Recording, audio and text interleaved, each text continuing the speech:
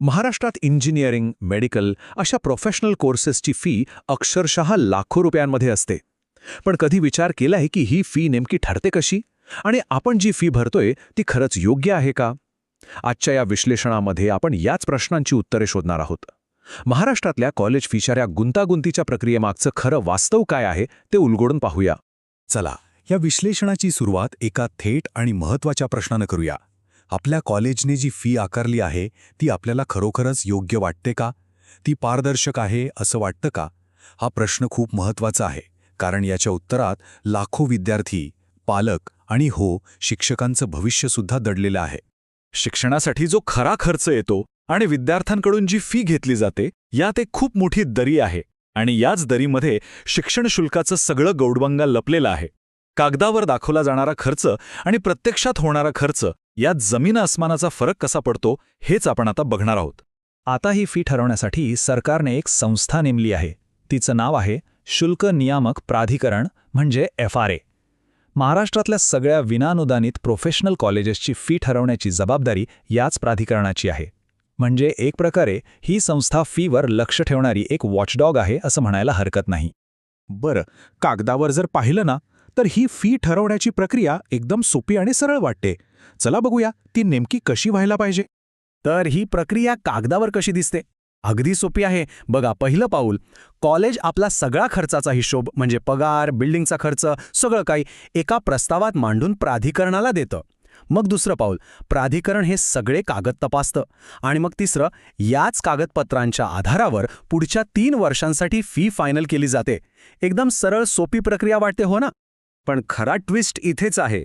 तेव्हा काय होतं जेव्हा ही कागदपत्रच अर्धसत्य सांगतात, जेव्हा कागदावरचे आकडे एकीकडे आणि वास्तव दुसरीकडेच असतं?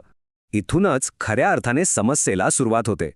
आमच्या सोर्स मटेरियलच्या विश्लेषणानुसार कॉलेजेस आपला खर्च कागदोपत्री वाढवून दाखवण्यासाठी म्हणजे फुगवण्यासाठी मुख्यत्वे 3 मार्ग वापरतात, आणि याच मार्गांमुळे विद्यार्थ्यांवर फीचा बोजा अवास्तव वाढतो. चला, हे मार्ग एक एक करून समजून घेऊया. पहिला मार्ग आहे इन्फ्रास्ट्रक्चरचा, म्हणजे पायाभूत सुविधांचा खर्च फुगवणं.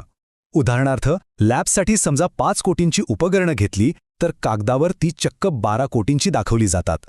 दुसरा मार्ग म्हणजे रोजचा जो काही इतर खर्च असतो तो वाढवून दाखवणं. पण तिसरा आणि सगळ्यात मोठा जो मार्ग आहे तो शिक्षक आणि कर्मचाऱ्यांच्या पगाराशी जोडलेला आहे.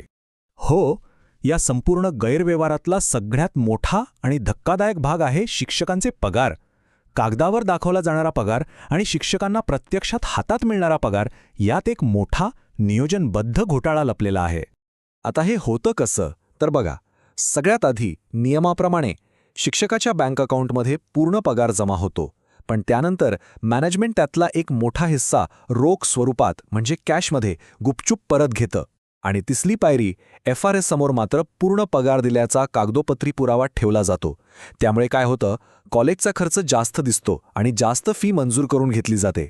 आता फरक बघा, कागदावर आणि प्रत्यक्षात जमीन आसमानाचा फरक आहे. एका उदाहरणावरून हे अगदी स्पष्ट होईल. कागदावर पगार दिसतोय 1,30,000 रुपये, पण प्रत्यक्षात शिक्षकाच्या हातात किती येतात? फक्त 60,000. म्हणजे मधले तब्बल 70,000 रुपये कुठे गेले? ते कॉलेजच्या खर्चात दाखवले जातात. असा खर्च जो कधी झालाच नाहीये. या फसवणुकीचा परिणाम फक्त एका घटकावर होत नाही. यातून एक अन्यायाचं तिहेरी चक्र तयार होतं, ज्यात विद्यार्थी, शिक्षक आणि सरकार हे तिघेही भरडले जातात. आणि सगळ्यात महत्त्वाचं म्हणजे ही आता एक संघटित व्यवस्था बनली आहे. आता या फुगवलेल्या खर्चामुळे होतं काय? तर एका अंदाजानुसार प्रत्येक विद्यार्थ्यावर वर्षाला सरासरी 40,000 रुपयांचा अतिरिक्त भार पडतो. ही ती किंमत आहे जी विद्यार्थी अशा खर्चासाठी मोजतात जो खर्च कधी झालाच नाही.